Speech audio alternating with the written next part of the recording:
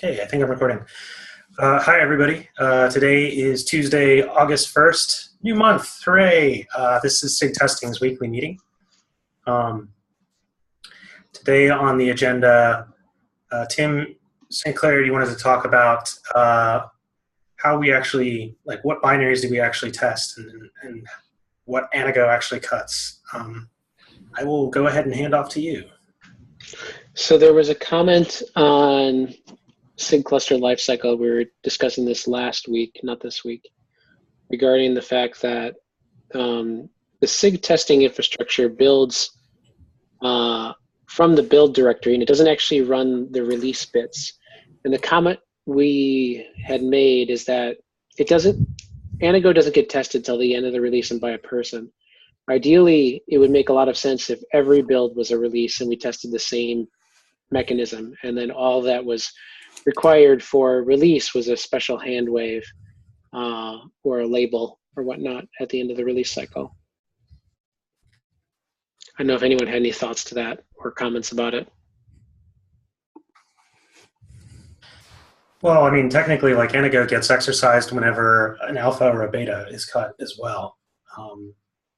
But that hasn't happened yet because the release blocking tests aren't passing.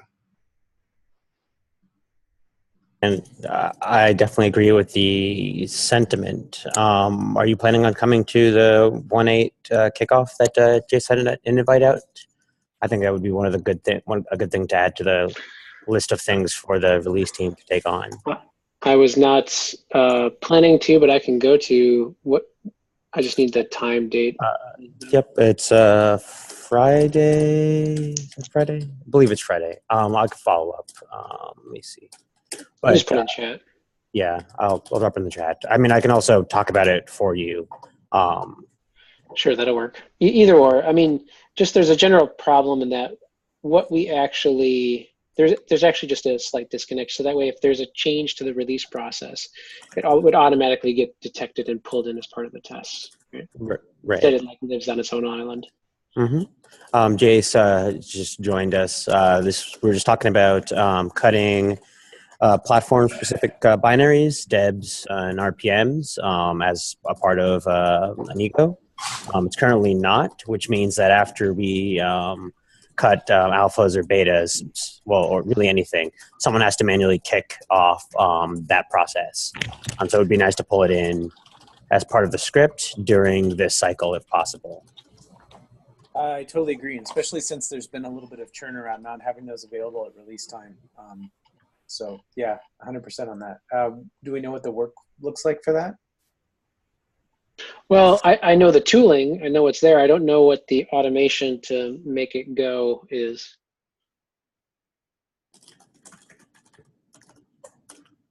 I mean, off the top of my head, this almost seems like a question that Jeff Grafton or somebody from the build team could probably better answer in the context of like, maybe I'm mixing concerns here that maybe one day like Bazel solves this problem because whatever Bazel builds is what we actually end up using as our tests, and our release process ends up just using the same thing as well. Today, I'm not sure exactly what the delta is between the release that Anago cuts and the commit that is tested prior to cutting that release. Right? Conceivably, everything comes from the same commit. Your concern is that it's a different binary at the end of the day. Is that right too? That's not really the major concern. I think that the entire build products that we produce are not regularly tested. So the KubeADM is a good example where it requires, as Caleb was pointing out, it requires the DEBs and RPMs to be built, right? In order for you to validate everything to be properly running. So you'd want to have those built as a regular build chain artifact. And they're not right now, they're on the island. So you'd want all of the other machinery and mechanisms to be in place as part of the release, so that way every single build that we do is no different than the actual release. Okay. So in the world where I view those as DEBs and RPMs as downstream artifacts, who owns those, right? Like it seems like We do. Upstream owns those artifacts. Okay. Those are actually produced by the release process. Okay, yeah, I think this is a good discussion for SIG release, which PSA, that's happening in about 50 minutes. Does that sound good? Shall we move on? Okay. Steve, are you around? Yep, I'm here. Cool. So you wanted to talk about exposing failures in Google Cloud Buckets as an API. Yeah, so the quick background to this, I work on Origin for Red Hat, and we right now are still using Jenkins to back all of our jobs. And we found that there's a plugin in Jenkins that's fairly useful that basically just grabs through the logs and exposes certain keywords or phrases in a way that it can show in the user interface. And so I was looking at the way that Kubernetes right now does very similar sort of highlighting. But I think it would be super useful if we could describe the failures that happened in a test by looking at the artifacts that we push up to GCS after the test is finished. And Eric had mentioned on a proposal that it would be great to expose this in some sort of machine-readable format, and then we could sort of supplant the JUnit files that get created with some other machine-readable format that would help us describe failures that don't really make sense to encode as JUnit tests. And so some examples of failures that, I mean, we could probably put as JUnit, but don't really make a lot of sense would be, I just had one that, there was a network flake on a pip install. It would be cool to be able to notice that, have an API that says this failed, this is a test infrastructure category, and maybe some other tooling could go ahead and say, okay, we should probably retest that. Or it would be great if we could look at the Go format verification and look at the output of it and say, okay, your Go format verify failed, and here are the specific files that it failed for, without having to take that and generate JUnit for it, because there's not really a test going on there, so to speak. What do you think of the Travis's log format and UI? I'm not super familiar with the way that Travis does it. Were there specific things that you liked about it? It seems, we still run, if you look at some of the test infra pull requests, we still run Travis on there, and I think other repos will have it. And it's kind of like each command gets its own it's like a tree view. And so each command gets its own, step, which you can expand to see more logs about that. So it seems to strike a good balance between verbosity and, I guess it auto expands if things fail or something. And so there might be an inspiration to take from there. The thing that I had noticed with this, and this is actually kind of similar, we started using some of the Jenkins pipeline stuff. You end up in this weird sort of fight for who gets to control what the step definitions are. And Travis only has the resolution as far as each of the steps that you put into that config YAML. And often it doesn't make as much sense to have a whole bunch of fine-grained steps in there and rather maybe a make target or something. Is anybody aware of other formats aside from JUnit for sort of representing a workflow and steps within that? Because I think you're right that we're a lot of times we have a JUnit result for like cube up, which technically isn't a test, but that's sort of a useful thing to highlight that phase failed. And so right now we're encoding that into a JUnit thing, but maybe, there would be, and I think that's mostly just because that's the format that we're using, but maybe there's a better format already out there, or do we have to design our own? I think GitLab has their own YAML that you can specify. I'm not intimately familiar with it, but I just know of it. And just a +1 to the readability of Travis. It's very easy to find out where exactly you failed and to dive directly where you care about versus like having to sift. Yeah, I think having that potentially the GitLab YAML as a target, that might make sense if we don't have to, if we can use some prior art there. Do we know how GitLab store, once actually the YAML, are you saying is the pipeline represented in YAML, or is the actual output also represented in YAML? I think the pipeline, I'm almost positive the pipeline is represented in YAML. I can't speak to the output. Again, I am not an expert on it, so I've only seen pieces of it and not really directly used it myself because I haven't had a chance to use it really. There was a presentation on this SIG meeting a couple of weeks ago where they had the pipeline YAML for GitLab out there. It looks a lot like Jenkins Job Builder. I mean, it's pretty similar to that. I think, though, one of the things that I was thinking about, or at least I was hoping would be, we could probably find a lot of use in a tool that could sit outside the job and not have to be inside of the serialization for the job steps. Especially if, I think the proposal that I had put up was loosely based on the way that the Jenkins plugin does it, and it really just looks at the artifacts that get spit out at the end of a job. Being able to take those artifacts and create a sensible machine-readable format for failures that we found in there would at least allow us to start indexing that while we work on describing things in a more structured way on the other end of things. Having that process be outside of the job makes it a little bit smaller scope, I guess. And buy-in would be pretty easy too, because you just need to have a GCS bucket that's public to look at. So is the essential idea that we run our jobs and then our jobs produce the build log.txt and maybe also some JUnit XML artifacts as well as some potential other artifacts, and then something notices that build was uploaded and then it scans it, analyzes the logs, and maybe we sort of say that we grep for these matching lines and these types of files, and what does it do with that? Does it like spit out some other thing, which then Kubernetes displays that as opposed to the raw build log? Yeah, I think the general idea that I had, and this is kind of half-baked still right now, but if we could take, define,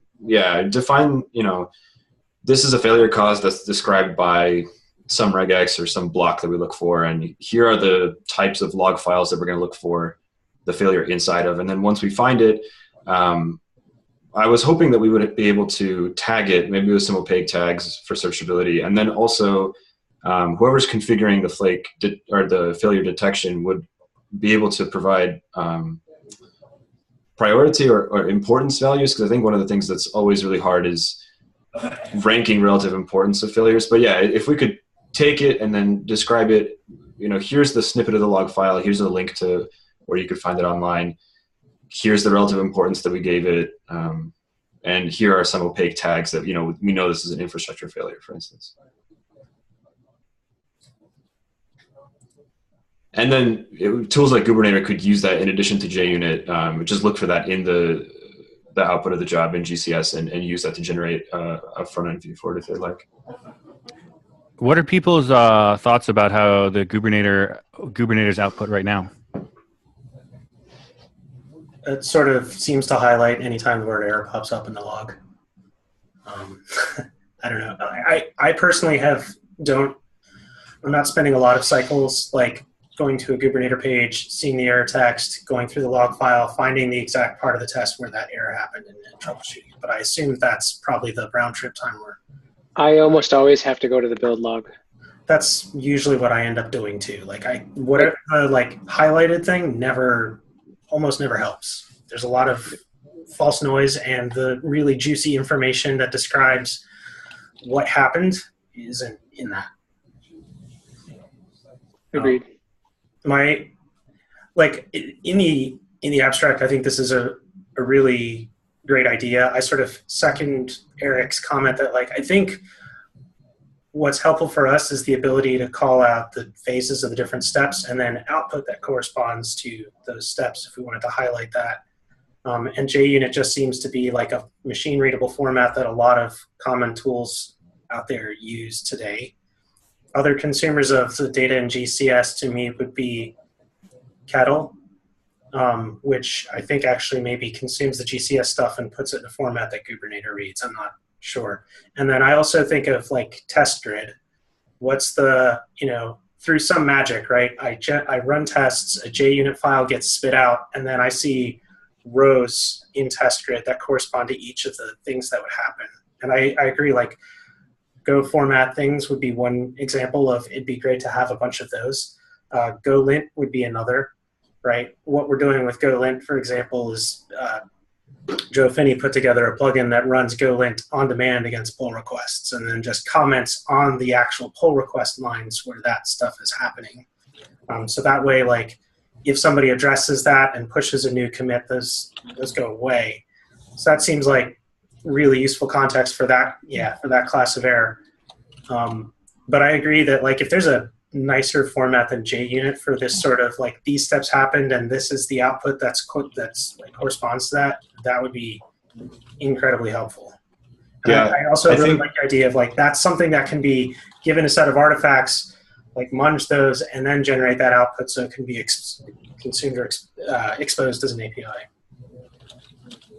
Yeah, one of the things that I think we noticed downstream on OpenShift, there's a set of tools that was written that allows us to generate JUnit for specific lines of bash. You just wrap it around it, and it becomes difficult. I think some of these steps, it'll be difficult to integrate with a tool like TestGrid because there's not necessarily this temporal linking of these steps between every job.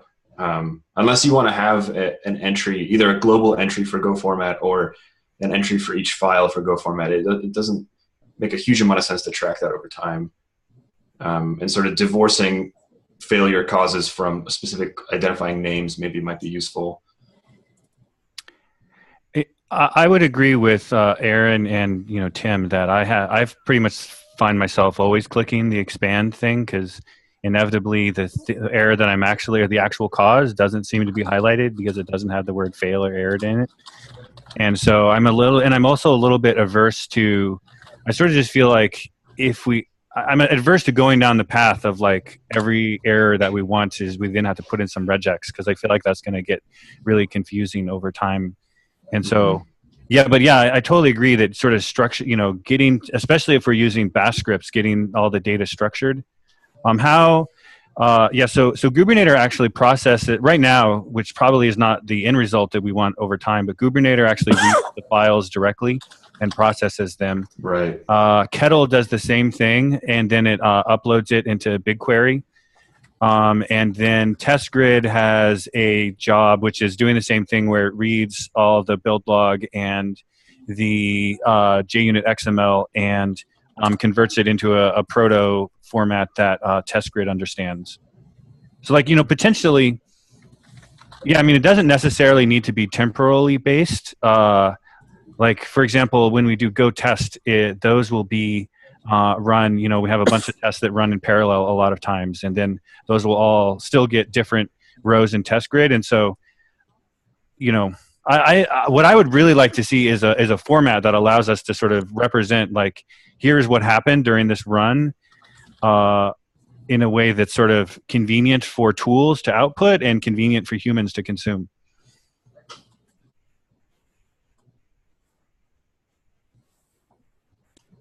Do you have thought? So your suggestion is we need to drive this top down in the job definition. How does that currently jive with the Bootstrap approach? What we did now, it's not. So what, like, when we convert, like, so Bootstrap actually doesn't really care. It's sort of agnostic to Bootstrap. What Bootstrap does is it checks out your repository, starts some process that represents your job, and then logs all the output and then uploads it. And then it will also upload there's like an artifacts directory, and anything you put into the artifacts directory, it will then upload to GCS. And so, but perhaps I feel like, maybe, defining, like, either a proto or an XML format or a JSON format or a YAML format that, like, represents what happened.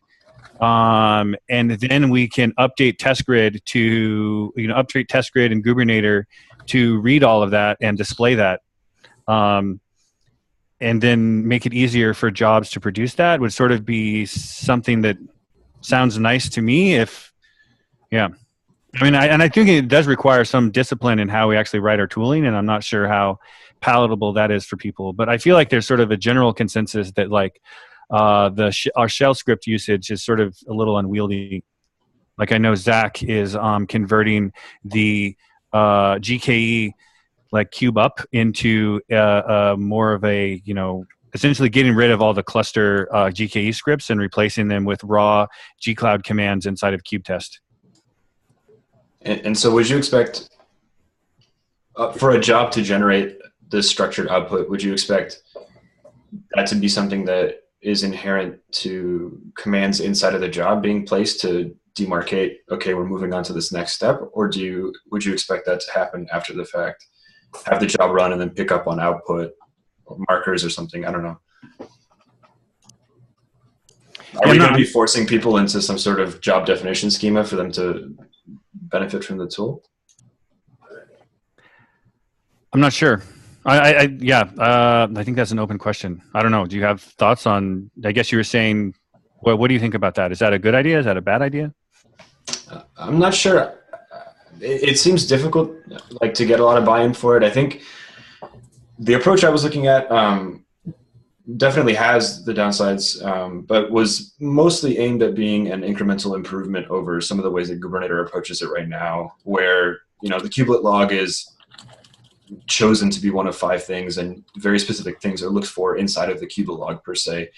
And so the approach was really try to divorce this process from Kubernetes specifically, and also make it a little bit more generic in terms of what we look for and where we look for it, to try to make it a little bit more intelligent. Because I also find that it'll highlight the word failure 100 times and it's not super useful. And so if we could try to approach it from a mindset of don't highlight until you find something, that'll at least stop false positives. I think that sort of incremental approach might be, I guess the scope is just a lot smaller. I feel more comfortable working on something like that than trying to figure out a new job definition schema that people would have to adopt in order to buy into it.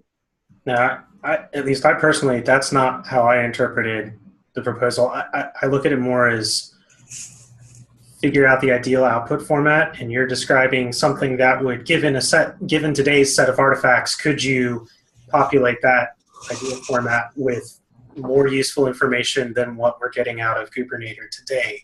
And if it turns out that that adds good incremental value and we have buy-in on the consumption of that new format, we could maybe find a way to shortcut that and have tests write to that directly instead of writing to JUnit. But definitely in favor of an incremental approach that is well scoped and because you don't want to tackle too large of a problem. You want to tackle enough to provide value and get feedback on whether or not it's working. Okay, that makes sense. Consensus on some sort of end format, I guess, would be a first step, though, before any process is created to emit it. How about if we could partition the build log into different phases? I think that might be a incremental thing. It sort of was you're talking, you were sort of, it seemed like part of your format was talking about, I'm going to search for these things, and then I'm going to say that in this build log, from this text position to this other text position is going to be the error. I think I might also be interested in, knowing exactly when is the cube up versus the Ginkgo test versus the, build. Where is that in the build log.txt? And if there is some way of representing that, then we could highlight in Kubernetes, we might be able to do some sort of tree type structure, because maybe I'm pretty confident that the build worked fine, so I just want to eliminate all of those logs. Or maybe I want to expand that because that's what I'm interested in, and I don't care about what happened on cluster teardown. So hide all that for me. Yeah, we're doing a similar thing in Origin, just using Jenkins steps, and we've found that to be pretty useful. So yeah, I think that would be a good idea. Another bit of low-hanging fruit that would maybe help with the Kubernetes report today, not the build log, but the little snippets. I know we've mentioned it a couple times, the waiting for condition timed out. What was the condition that was waited for? Or expected error not to happen is another great one. Those are really difficult to search for in an easy way and require a lot more parsing of dense logs to figure out what the actual failure was at the actual line, right? I think that ends up being a code review problem when you're writing Ginkgo tests and not putting expected statements in there. Yeah. I'm not sure tooling is the correct place to solve that, but yeah, that is frustrating to see expected error to not be nil. Okay, great. Garbage in, garbage out. We will happily display the test results you have provided for us. Would it be possible for us to maybe rally around what it is, in absence of what, how we get there, what it is the ideal case that we would want to see, and then maybe from there start to at least rally around the issue, so that way it could get traction over time. You know, in an ideal world where computers didn't matter and they did everything we wanted it to do, what was the output we would have and the results that we would get that would make it unicorns and rainbows? And then from there, iterate slowly over time to see if we can actually achieve pieces of that. So if I'm understanding you correctly, Tim and Eric, it's equally important to highlight snippets when we're confident that they exist, but also to do that inside of something that gives us immediate context and lets you move away from that snippet without having to look at the whole build log at once. Enough context, but yeah. Yeah. Because like right now, the two options are either highlight the focus thing that probably isn't relevant for me, or all of it. I'd like to be able to expand and show more of it.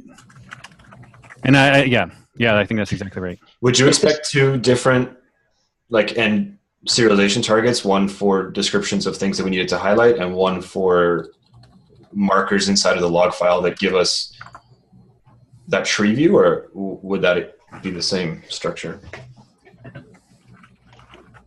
I don't know. I don't have strong opinions, or I don't know. I mostly just want the ability to,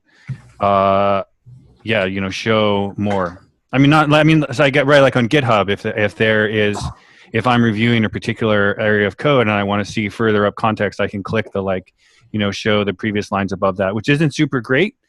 If it was a little more structured, maybe I want to see the whole function or something, as opposed to just the 2 lines of code around that. So yeah, I don't know. I think it's not necessary. It's kind of tricky.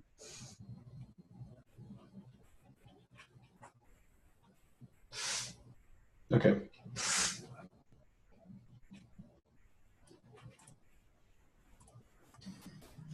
Okay, so as an action item, I'll try to put something down in writing to try to put a first pass at a format that could give us what we look for. Yeah, what has been really useful to me for some of the proposals that have come out of Google lately are documents that include screenshots of the intended changes to a user-facing program. It's just to show what the ideal vision looks like from the consuming it perspective, and then next to the actual machine-readable thing that's driving that, and then you sort of wind back from there. So just mock screenshots or something of maybe help us figure out where we want to head. Okay, that makes sense. And I think we're basically at time. So public service announcements, seems like flake rate is kind of increasing, or rather Eric did a good job of defining the difference between consistency and flakiness, right? So consistency is the same command test passes and fails the same tests. And our consistency isn't looking so good.